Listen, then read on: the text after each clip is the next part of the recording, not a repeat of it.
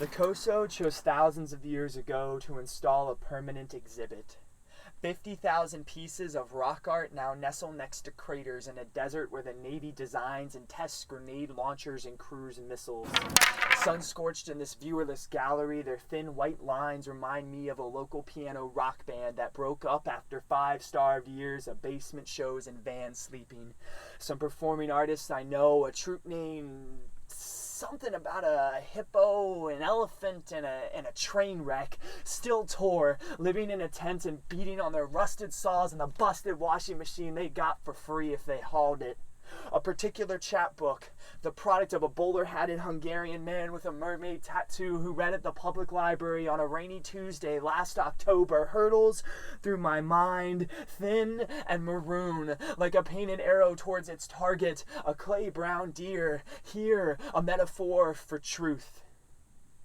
The man went by 2 initials like Elliot, who's gone down as the man who strung the world together on paper and plagiarism. The best architect, plumber, heavy equipment operator, salvage crew, Mr. Fix-It we had at the time. But still, we only got fragments on ruins, a laconic visual of the stereotypical view of modern art that still elicits, spews, and snorts a stupid bunk. Just say what you mean already.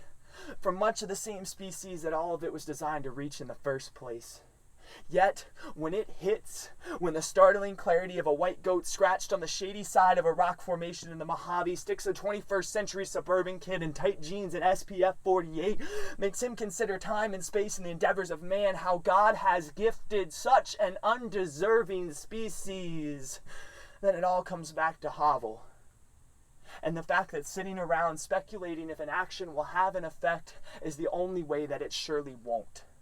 Comes back to clenched fists and prayer and working the pavement, back to Molotovs and Bic pens on the subway cars, to the minimum wage that's funding the next revolution, back to not selling nothing till after you're dead, back to barbaric yops in both virtuoso and drop D, back to trusting God and swinging away through hell and high water and whatever comes next, back to soul, back to the tag of freedom, redoing Goya's the 3rd of May, sans press release, sans artist Q&A and afternoon lunch and social, back to the ruler perfect shafts of light in that abandoned Amtrak tunnel, illuminating the deafening decibels of his paint.